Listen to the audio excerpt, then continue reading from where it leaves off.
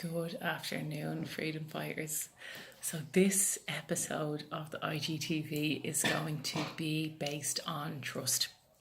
And this is going to be a prime example of what trust looks like, because I have no idea what I'm going to say.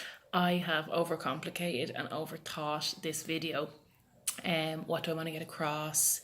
How can I maybe make sure that the right information is given out, explained clearly? Absolute overthinking and paralysis by overanalysis. So what trust isn't is overthinking. So if you want to know and learn how to trust, ultimately what it is about devaluing the mind, the intellect, the thinking, less value of the mind, so you can actually make space and connect with the body. When you are overthinking the what ifs, what's the right thing to do, say, eat, move, buy, be with, you are overactive in your intellect, and therefore you are, as a result, cutting yourself off your body and your intuition. So when you're recovering from eating distress, this is something I would encourage you to bring to your one-to-one sessions, or even to ask at group sessions. But I would recommend a one-to-one, because with eating distress, it is not, especially at the beginning of recovery, it is not something that you are encouraging to do straight away. I wouldn't be encouraging someone in early stages. Trust your intuition, because the mind has been too consumed by the virus of the not good enough syndrome and the ED. So there is too much overactivity and value in the conditioning to actually even make that connection. So body-mind connection, one, the nutrition is so important. Regular nourishment, looking after blood tests. If you want to be body-mind connected, you need to make sure that your home, that your soul has a comfortable home to live in. Because if you are depriving the body with behaviours, it is going to be very challenging to be body-mind disconnected, because the behaviours are there to disconnect. So that's one part. So working on actually minimising the behaviour. So if you are practicing one-to-one sessions, listening to your practitioner while you're learning to trust yourself, have a clear idea of who is on your team, and actually practice trusting, listening to those. So what goes hand in hand with trusting is letting go. So coming to a place where, okay, there is potential risk involved with trusting. If you're to trust a person, if you're to trust yourself, if you trust a body. So some of you are asking, like, how do you know what your body wants and needs? The first thing that comes to mind is, what are you asking me for? What your body wants and needs. Maybe actually listen to your body. But I don't know what it's saying, I'm too confused.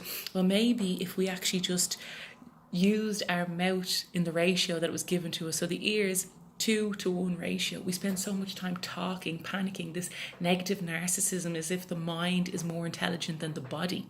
Your body has about 3,000 to 5,000 chemical reactions every single day. Your brain is using up to 30% of your energy, even just on a neurological level, if you were just to look at what the brain is doing.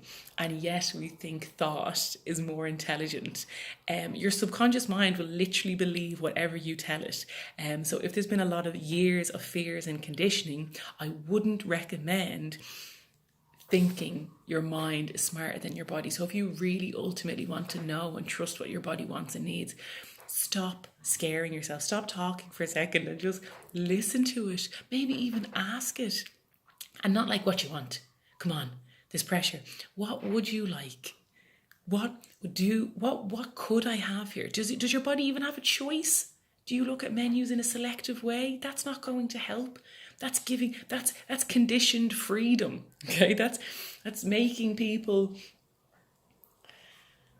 That's false. Okay, so that's conditioned freedom. So this is the thing about, like, everything must be on the menu for your body in order to get that true response from it. So if you're in the early stages of recovery, you need to make sure that you're checking your bloods, you're checking your making sure that if you're building up that body mind connection, that your mechanical nourishment, that you're being honest with that. But ultimately, how do you trust yourself? Take the pressure off having to get it right straight away. Life and freedom is about a choice. Freedom is not pressure and expectation. So allowing yourself, there was a question and it was brought in like, how do I trust the future? How do I trust myself? Ultimately, trusting the future is trusting yourself. We have this much control, this much influence, and like this much acceptance that needs to be practiced. Okay, so we have very little control, but if you allow yourself to let go of this need that your fears are telling you that you need to have, I need to control it. If you allow yourself to let go of that and play with the idea of embracing your influence, well, what could I do? How could I protect myself? Instead of trying to control my environment and trying to control my body and control what people think of me, what's the worst situation that could happen here? And could I handle it? What if I could handle it? I don't think I could. Well, what if you actually thought you could? Because this is the thing, I don't think I could. I don't believe I could. That doesn't mean that you can't. That just means that you're telling yourself that you can't.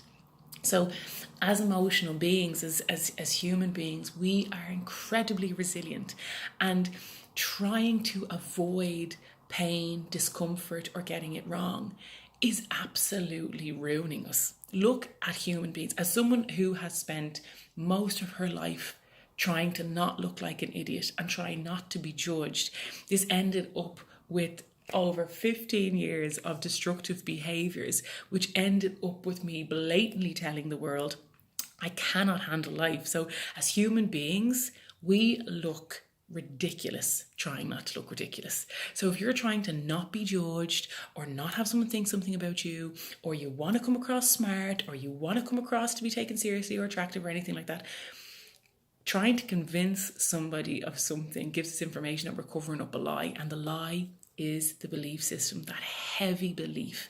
If it doesn't make you feel light, then it is conditioned, it's coming from the outside. So ultimately, how do we trust? I suppose the simple thing is, what is the alternative? I choose to trust. I'll be honest, sometimes I have learned that I could have chosen something different, but allowing myself to learn now, as opposed to spending most of my life trying to look like, I have it all together, what ends up happening now is that there becomes this surrendering to what is and entering this flow and respect for learning, respect for growth, respect for development. And that takes a lot less energy than trying to control everything.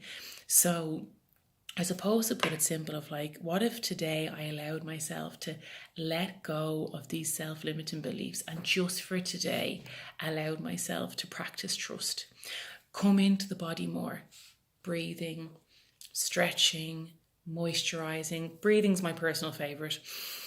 Coming into the body more. In case you needed a demonstration there what breathing looks like, but coming into the body more so you can actually connect with your intuition and stop wasting so much time trying to intellectually solve and avoid discomfort, because it just leads to a life of misery. So that's part one. No doubt there will be more ideas that I have. This is my prime example of what trust looks like. I have no idea what was going to come out, but hopefully that makes some sense. I'd love to know what maybe came up for you, if any of that resonated. Don't hesitate to let me know, because it is very helpful when I'm getting kind of feedback, because it's about what you would like to be learning. So thank you for listening. If you made it to 9 minutes, I'll stop it there.